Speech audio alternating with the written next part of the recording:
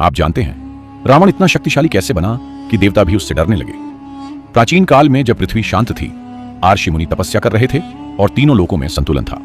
उसी समय राक्षस राजकुमार रावण के मन में एक ही इच्छा जल रही थी, सबसे शक्तिशाली बनने की। एक दिन वह स्वर्ग के द्वार पहुंचा, लेकिन देवताओं के सैनिकों ने उसका अपमान कर दिया। उस अपमान ने रावण के हृदय में भयानक क्रोध जगा दिया। उसने आकाश की ओर देखकर प्रतिज्ञा ली, मैं ऐसा शक्तिशाली बनूंगा कि देवता भी मुझसे डरेंगे। और उसी क्षण रावण हिमालय की भयानक पहाड़ियों की ओर निकल पड़ा। वहां उसने भगवान ब्रह्मा को प्रसन्न करने के लिए कठोर तपस्या शुरू कर दी। वर्ष बीत गए और रावण की तपस्या और भी कठोर होती चली गई। जब ब्रह्मा प्रकट नहीं हुए, तब रावण ने एक भयानक निर्णय लिया। उसने अपनी तलवार निकाली और अपना पहला सिर अग्नि में अर्पित कर दिया।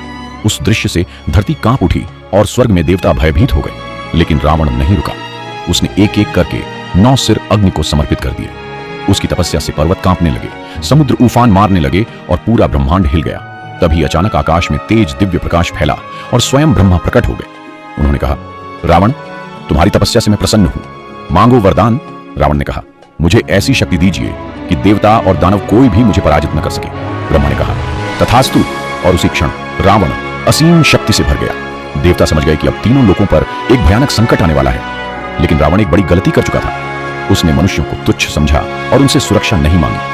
और दूर अयोध्या के आकाश में एक दिव्य तारा चमक उठा, क्योंकि भविष्य में जन्म लेने वाला था भगवान राम। अगर आपको ऐसी अद्भुत पौराणिक कथाएं पसंद हैं, तो वीडियो को लाइक करें, चैनल को सब्सक्राइब करें और कमेंट में जरूर लिखें, हर हर महादेव।